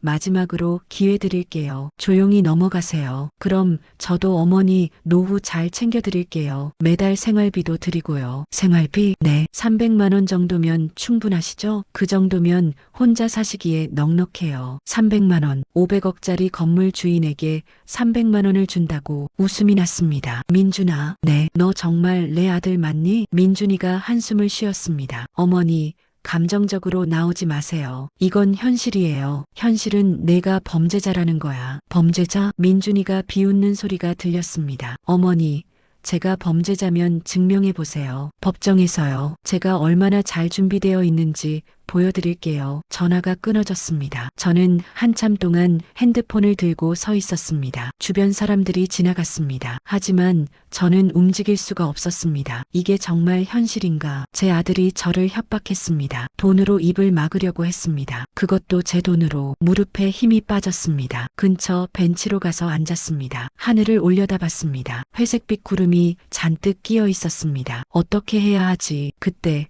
핸드폰이 다시 울렸습니다. 이정훈 변호사였습니다. 여보세요? 어머니, 고소장 작성 끝났어요. 내일 검찰청에 제출하겠습니다. 네. 어머니, 괜찮으세요? 목소리가 안 좋으신데 방금 민준이한테 전화 왔어요. 뭐래요? 협박했어요. 증명해 보라고. 자기는 준비되어 있다고. 이정훈 변호사가 잠시 말이 없었습니다. 그리고 천천히 말했습니다. 어머니, 흔들리시면 안 됩니다. 네, 상대가 검사라는 게 장벽이긴 하지만 그게 전부는 아니에요. 우리한테는 진실이 있어요. 그리고 증거가 있어요. 이길 수 있을까요? 이겨야죠. 어머니를 위해서요. 그 말에 힘이 났습니다. 고맙습니다. 내일 오전 10시에 검찰청에서 만나요. 같이 가시죠. 네, 알겠습니다. 전화를 끊었습니다. 다시 하늘을 올려다봤습니다. 구름 사이로 햇살이 조금 비쳤습니다. 이겨야 해. 중얼거렸습니다. 민준아, 내가 뭘 준비했든 나도 준비했어. 그날 밤 집에 돌아와서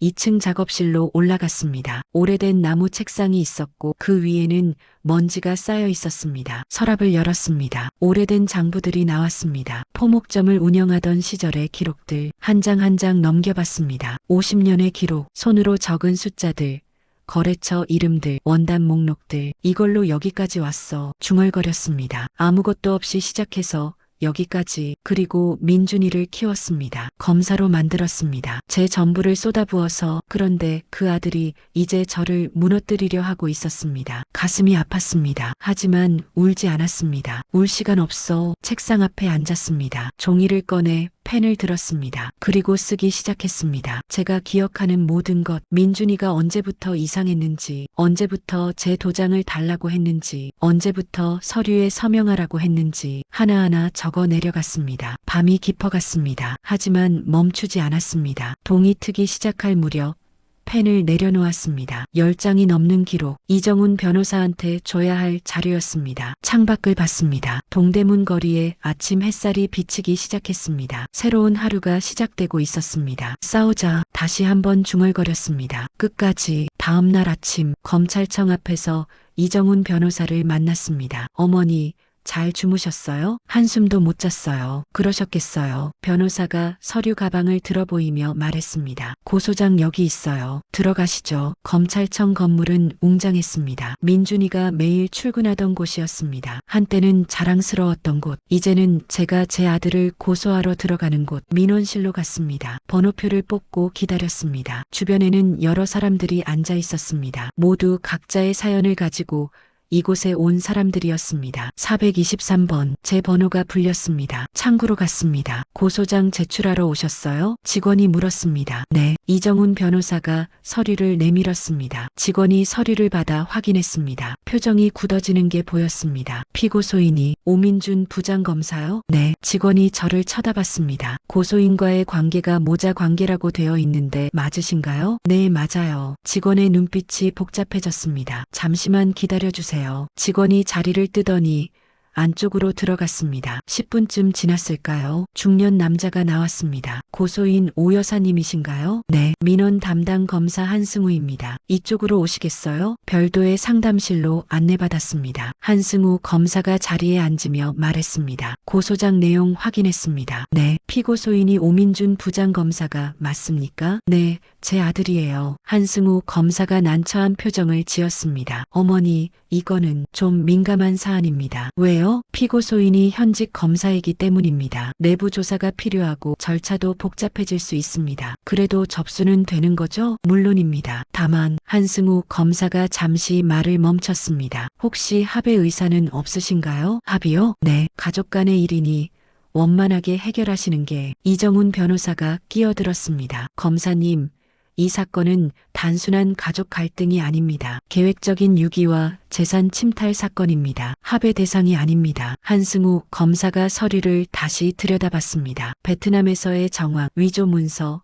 CCTV 영상, 증거는 충분해 보이네요. 그렇습니다. 알겠습니다. 접수하겠습니다. 다만 수사에 시간이 걸릴 수 있다는 점 양해 부탁드립니다. 얼마나 걸리나요? 최소 석 달에서 6개월입니다. 그렇게 오래요? 현직 검사에 대한 수사이기 때문에 내부 감찰도 거쳐야 하고 절차가 까다롭습니다. 저는 고개를 끄덕였습니다. 기다리겠습니다. 고소장에 접수 도장이 찍혔습니다. 그 도장 하나가 모든 것을 바꿔놓을 것이었습니다. 검찰청을 나왔을 때는 정오가 지나 있었습니다. 이정훈 변호사가 말했습니다. 어머니, 이제 시작입니다. 네, 앞으로 힘든 일이 많을 겁니다. 아드님 측에서 압박도 들어올 거고요. 이미 각오했어요. 그럼 됐습니다. 변호사가 악수를 청했습니다. 같이 싸워봅시다. 고맙습니다. 일주일이 지났습니다. 민준이한테서 아무 연락이 없었습니다. 오히려 이상했습니다. 그렇게 조용할 리 없는데 2주째 되던 날 집 앞에 낯선 차가 서 있었습니다. 검은색 세단이었습니다. 차 안에서 남자 둘이 내렸습니다. 정장을 입었고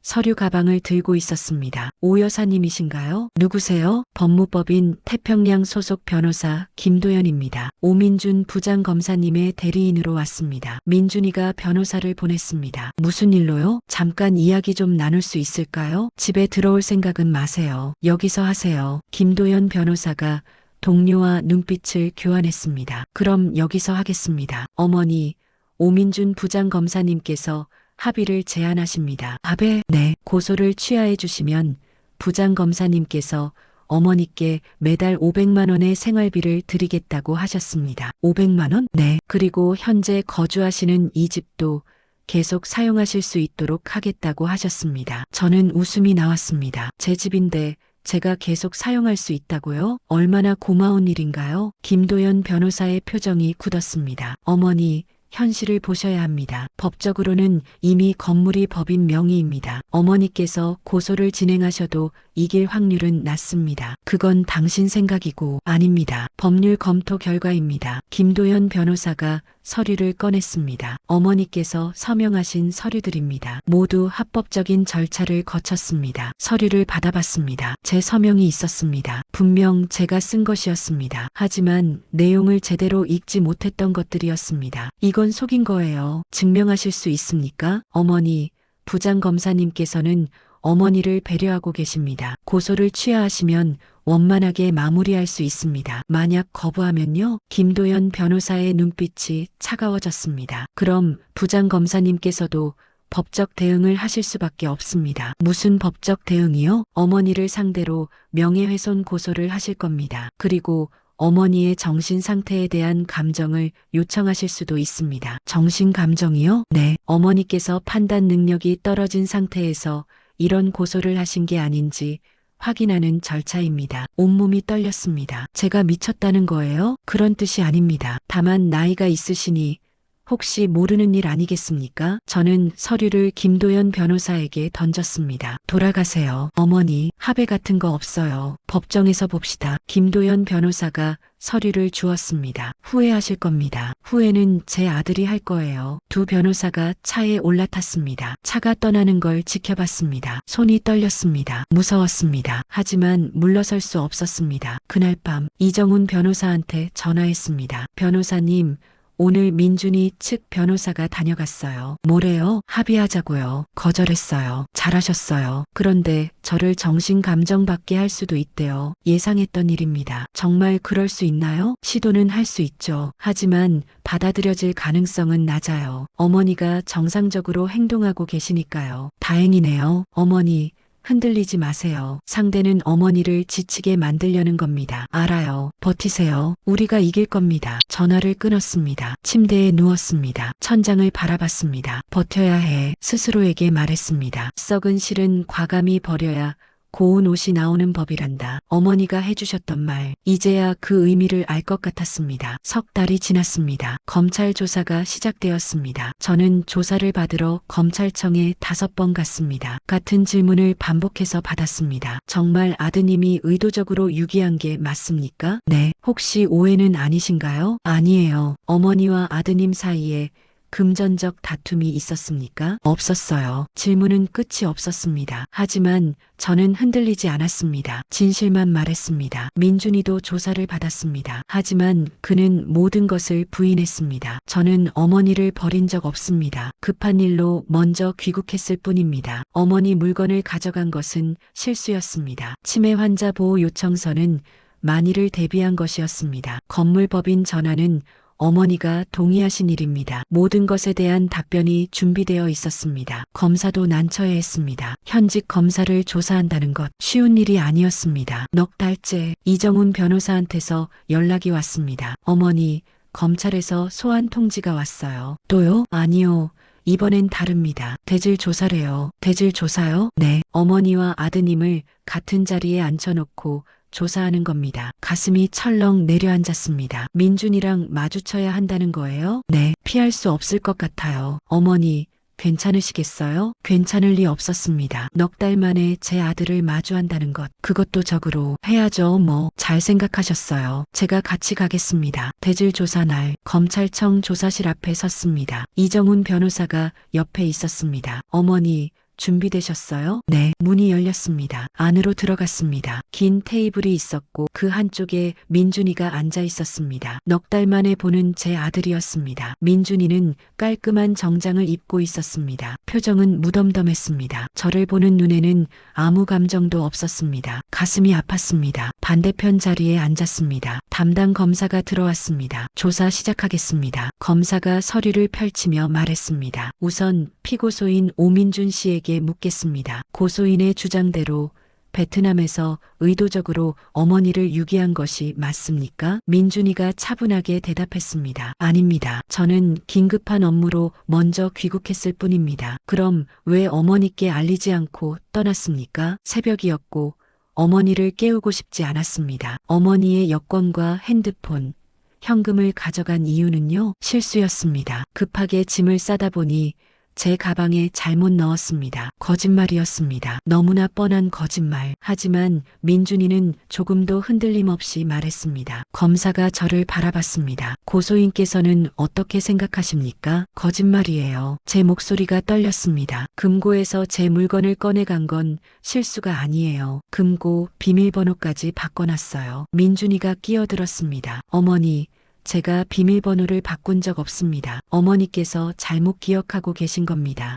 어머니, 요즘 건강이 안 좋으시잖아요. 기억력도 예전 같지 않으시고요. 나 멀쩡해. 제 목소리가 커졌습니다. 검사가 손을 들어 제지했습니다. 진정하세요, 고소인. 하지만 저 사람이 거짓말을 차례대로 하겠습니다. 검사가 서류를 넘겼습니다. 다음은 치매 환자 보호 요청서 건입니다. 피고소인. 이 서류를 베트남 병원에 보낸 것이 맞습니까? 네, 맞습니다. 이유가 뭡니까? 만일을 대비한 것이었습니다. 어머니가 해외에서 사고라도 당하시면 어떻게 하나 걱정이 돼서요. 하지만 어머니는 치매 환자가 아니지 않습니까? 맞습니다. 하지만 나이가 있으시니 혹시 모르는 일 아니겠습니까? 민준이의 대답은 완벽했습니다. 모든 질문에 대한 준비가 되어 있었습니다. 검사가 저를 바라봤습니다. 고소인, 하실 말씀 있으십니까? 저는 민준이를 똑바로 쳐다봤습니다. 민준아, 너 정말 양심에 손을 얹고 말할 수 있니? 나를 버리지 않았다고? 민준이가 저를 바라봤습니다. 처음으로 눈이 마주쳤습니다. 그 눈에는 아무것도 없었습니다. 따뜻함도, 미안함도, 후회도, 아무것도. 어머니, 저는 어머니를 버린 적 없습니다. 그 말을 들으며 저는 깨달았습니다. 제 아들은 이미 오래전에 저를 버렸다는 것을, 어쩌면 처음부터 저를 사랑한 적이 없었을지도 모른다는 것을. 눈물이 났습니다. 참으려 했지만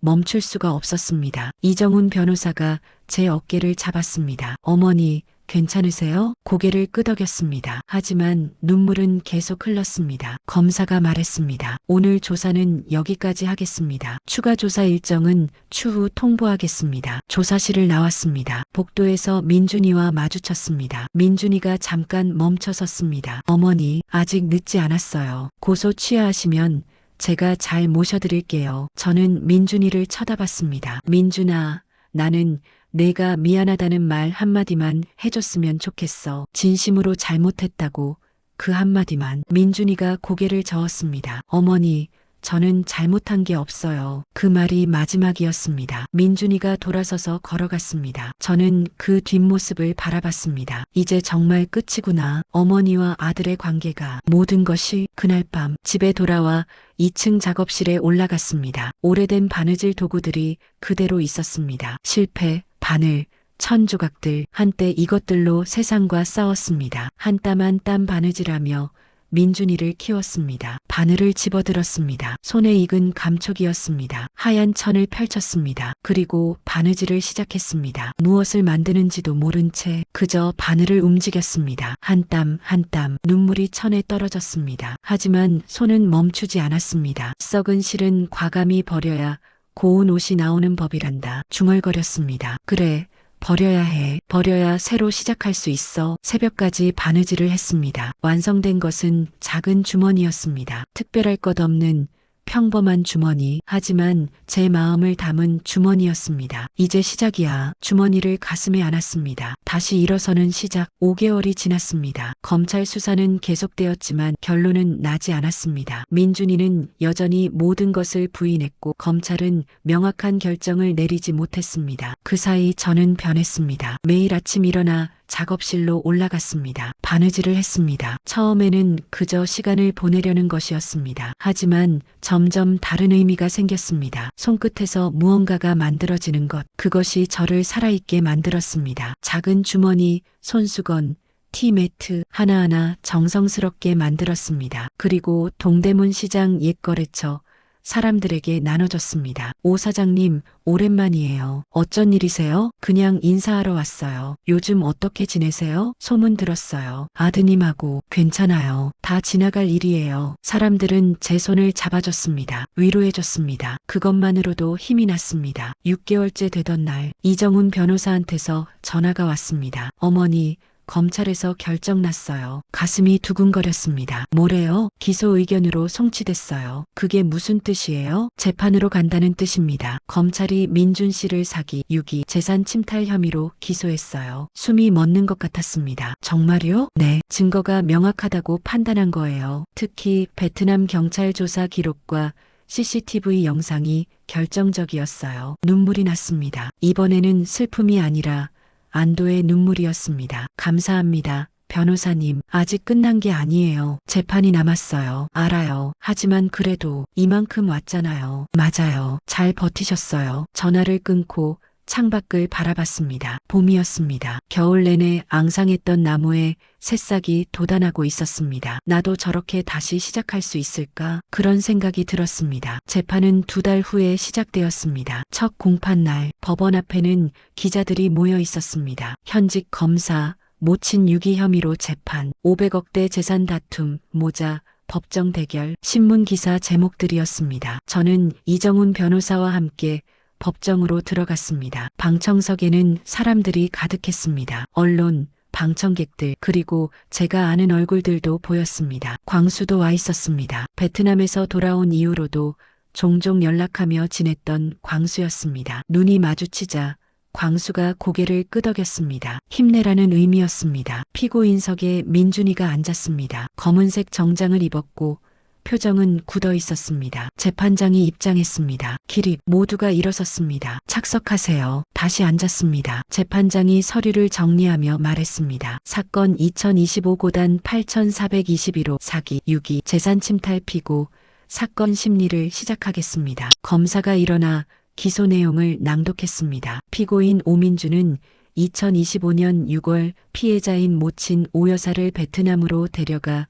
의도적으로 유기하고 여권과 현금을 탈취하였으며 피해자를 치매 환자로 허위 신고하여 재산을 침탈하려 했습니다. 검사의 목소리가 법정에 울렸습니다. 저는 민준이를 바라봤습니다. 민준이는 정면만 응시하고 있었습니다. 저를 쳐다보지 않았습니다. 재판장이 물었습니다. 피고인, 기소 내용을 인정합니까? 민준이가 일어섰습니다. 아닙니다. 저는 무죄입니다. 변론 시작하겠습니다. 민준이 측 변호사가 일어났습니다. 재판장님, 이 사건은 가족 간의 오해에서 비롯된 것입니다. 피고인은 모친을 유기한 적이 없으며 모든 행동은 모친의 안전을 위한 것이었습니다. 변호사의 변론이 이어졌습니다. 저는 주먹을 꽉 쥐었습니다. 첫 공판은 4시간 동안 이어졌습니다. 증인 신문이 시작되었습니다. 베트남에서 온 증인들이 화상으로 연결되었습니다. 응우엔 반타인 경찰관이었습니다. 증인, 당시 상황을 설명해 주시겠습니까? 네. 피해자께서 호텔에 혼자 남겨진 채 여권과 소지품을 모두 잃은 상태였습니다. 조사 결과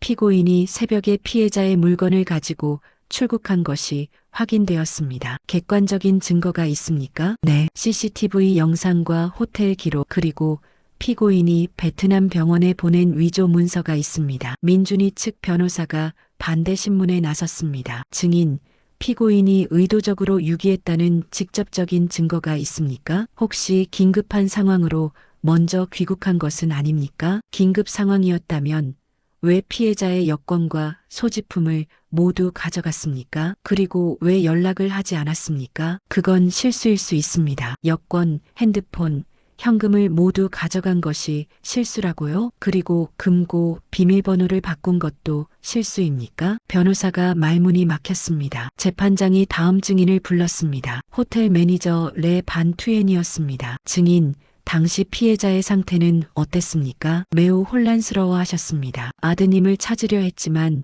연락이 되지 않았고 소지품도 모두 없는 상태였습니다. 피해자가 치매 증상을 보였습니까? 전혀 그렇지 않았습니다. 오히려 매우 또렷하게 상황을 설명하셨습니다. 이 증언이 중요했습니다. 민준이가 주장하는 치매 우려가 거짓이라는 것을 증명하는 것이었습니다. 두 번째 공판, 제가 증인석에 섰습니다. 선서를 했습니다. 양심에 따라 숨김없이 사실 그대로 말하며 만일 거짓말이 있으면 위증의 벌을 받기로 맹세합니다. 검사가 질문을 시작했습니다. 증인, 피고인과의 관계를 말씀해 주시겠습니까? 제 아들입니다. 목소리가 떨렸습니다. 베트남에 가기 전 피고인과의 관계는 어땠습니까? 좋았습니다. 아니, 제가 그렇게 믿었습니다. 베트남에서 무슨 일이 있었습니까? 저는 천천히 말했습니다. 호텔에서 깨어났을 때의 일, 민준이가 사라진 것, 금고가 비어있던 것, 여권도 핸드폰도 돈도 없이 낯선 나라에 홀로 남겨졌던 것, 말하는 내내 눈물이 났습니다. 하지만 목소리는 흔들리지 않으려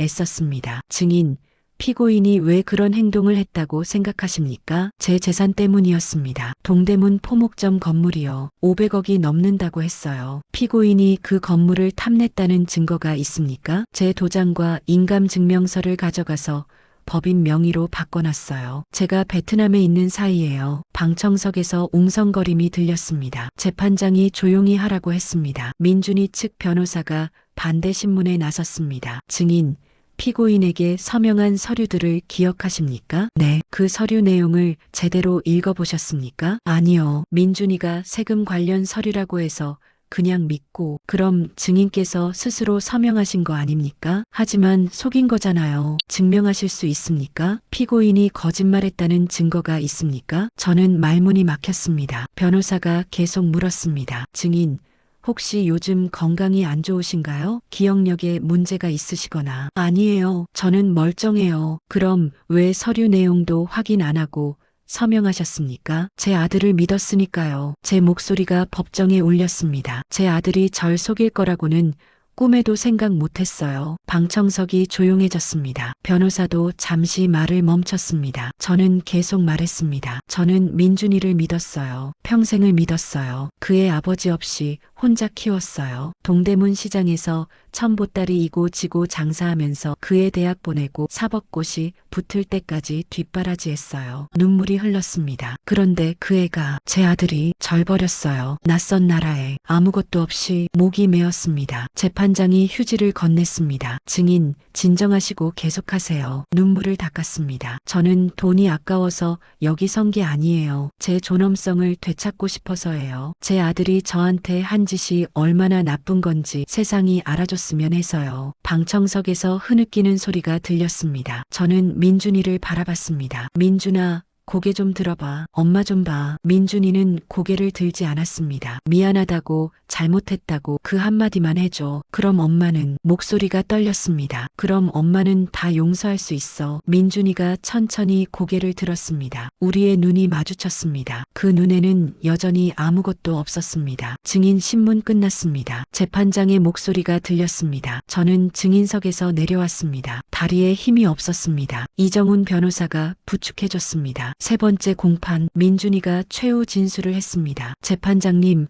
저는 무죄입니다. 민준이의 목소리는 차분했습니다. 저는 어머니를 사랑합니다. 하지만 어머니께서는 요즘 건강이 좋지 않으십니다. 판단력이 흐려지셨고 저를 오해하고 계십니다. 저는 어머니의 재산을 지키려 했을 뿐입니다. 법인 전환도 절세를 위한 것이었고 어머니께서 동의하신 일입니다. 베트남에서의 일은 불가피한 상황이었습니다. 저를 범죄자로 만들지 말아 주십시오. 민준이가 앉았습니다. 이번에는 검사가 최후 변론을 했습니다. 재판장님, 이 사건은 단순한 가족 갈등이 아닙니다. 계획적이고 치밀한 범죄입니다. 피고인은 사전에 치매 환자 보호 요청서를 위조하여 베트남 병원에 보냈습니다. 피해자를 유기할 준비를 미리 한 것입니다. 피고인은 피해자의 여권, 핸드폰, 현금을 모두 가져갔습니다. 피해자가 귀국할 수 없게 만든 것입니다. 피고인은 피해자가 베트남에 있는 동안 피해자 명의의 재산을 법인으로 전환했습니다. 명백한 재산 침탈입니다. 검사의 목소리가 높아졌습니다. 피고인은 현직 검사입니다. 법을 지켜야 할 사람이 법을 어겼습니다. 이는 더 무거운 책임을 물어야 합니다. 엄중한 처벌을 요청합니다. 재판장이 말했습니다. 판결은 2주 후에 선고하겠습니다. 망치 소리가 울렸습니다. 재판이 끝났습니다. 2주, 길고도 짧은 시간이었습니다. 저는 매일 작업실에서 바느질을 했습니다. 손을 움직이는 것만이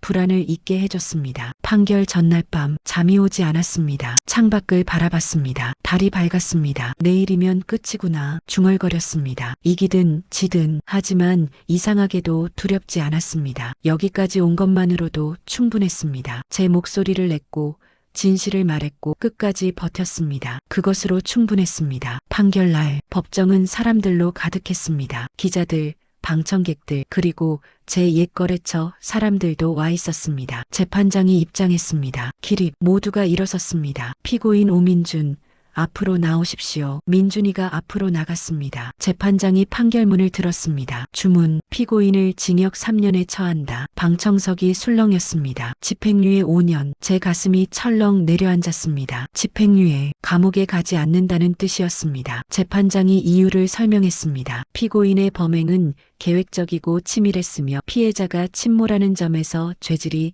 매우 불량하다. 하지만 피고인이 초범이고 사회적 지위를 고려하여 집행유예를 선고한다. 단, 피고인은 피해자에게 손해배상으로 2천만 원을 지급하고 불법적으로 전환한 재산을 즉시 환원할 것. 재판장이 판결문을 내려놓았습니다. 이상으로 선고를 마칩니다. 망치 소리가 울렸습니다. 끝이었습니다. 법정을 나왔을 때 기자들이 몰려들었습니다. 오 여사님, 판결에 대해 어떻게 생각하십니까? 집행유예에 실망하셨나요? 아드님과 화해할 생각은 있으십니까? 이정훈 변호사가 기자들을 막았습니다. 질문 받지 않겠습니다. 하지만 저는 변호사를 제지했습니다. 괜찮아요. 기자들을 향해 말했습니다. 판결이 완벽하진 않지만 진실이 밝혀진 것만으로도 감사합니다. 재산은 돌려받게 되었고 제 존엄성도 지켰습니다. 그것으로 충분합니다. 아드님과의 관계는요? 잠시 말을 멈췄습니다. 이미 끝났습니다. 제 아들은 법정에서 끝까지 거짓말을 했습니다. 그런 사람과는 더 이상 가족일 수 없습니다. 썩은 실은 과감히 버려야 고운 옷이 나오는 법입니다. 저는 이제 새로 시작하려 합니다. 기자들이 받아 적었습니다. 저는 법원을 나왔습니다. 계단을 내려가는데 뒤에서 목소리가 들렸습니다. 어머니, 민준이었습니다. 돌아봤습니다. 민준이가 몇 걸음 떨어진 곳에 서 있었습니다. 어머니, 저는 민준이가 말을 멈췄습니다. 저는 기다렸습니다. 미안하다는 말을, 잘못했다는 말을. 하지만 민준이는 끝내 그 말을 하지 않았습니다. 잘 지내세요. 그게 전부였습니다. 저는 고개를 끄덕였습니다. 너도. 그리고 돌아섰습니다. 뒤돌아보지 않았습니다. 계단을 내려가 거리로 나왔습니다. 햇살이 따뜻했습니다. 봄바람이 볼을 스쳤습니다. 광수가 차를 대기시켜 놓고 있었습니다. 어머니, 수고하셨어요. 고마워, 광수야. 차에 올라탔습니다. 창밖으로 서울거리가 지나갔습니다. 익숙하면서도 새로운 풍경이었습니다. 이제 시작이야. 중얼거렸습니다. 진짜 시작. 석 달 후 동대문 포목점 건물 2층에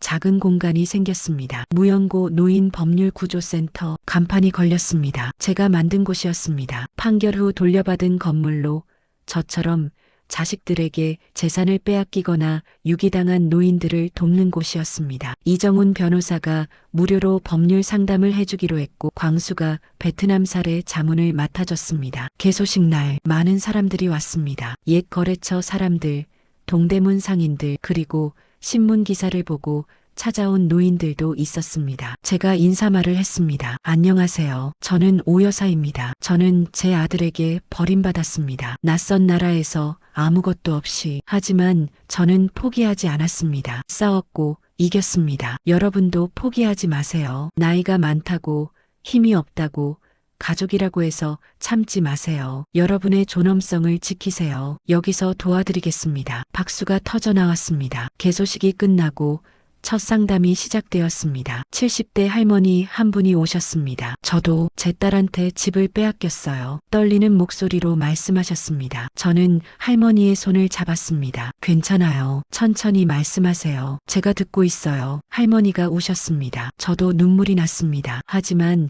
이번에는 슬픔의 눈물이 아니었습니다. 1년 후 센터는 100명이 넘는 노인들을 도왔습니다. 그중 70명이 재산을 되찾았고 20명은 법적 보호 조치를 받았습니다. 언론에서도 주목했습니다. 78세 노인의 반격, 노인 인권 지킴이 되다, 아들에게 버림받은 어머니, 이제는 수백 노인의 희망, 기사 제목들이었습니다. 어느 날 센터에 젊은 여자가 찾아왔습니다. 혹시 오 여사님이신가요? 네, 맞아요. 저는 MBC 다큐멘터리 PD 김지연이라고 합니다. 명함을 건넸습니다. 어머니 이야기를 다큐로 만들고 싶어요. 많은 사람들이 알아야 한다고 생각해서요. 제 이야기요? 네. 아드님께 당하신 일, 법정 투쟁, 그리고 지금 하시는 일까지요. 잠시 생각했습니다. 좋아요. 하죠. 정말요? 네. 제 이야기가 누군가에게 힘이 된다면 기꺼이 하겠어요. 김지연 PD가 환하게 웃었습니다. 다큐멘터리 촬영이 시작되었습니다. 카메라 앞에서 제 이야기를 했습니다. 베트남에서의 일, 법정 투쟁, 그리고 지금 후회하진 않으세요? PD가 물었습니다. 아들을 고소한 거죠? 아니요. 왜요? 제 존엄성이 더 중요했으니까요. 아드님을 용서할 생각은 없으신가요? 잠시 말을 멈췄습니다. 용서는 상대가 잘못을 인정했을 때 하는 거예요. 민준이는 끝까지 인정하지 않았어요. 그런 사람을 어떻게 용서해요? 그래도 아드님인데 아들이라고 해서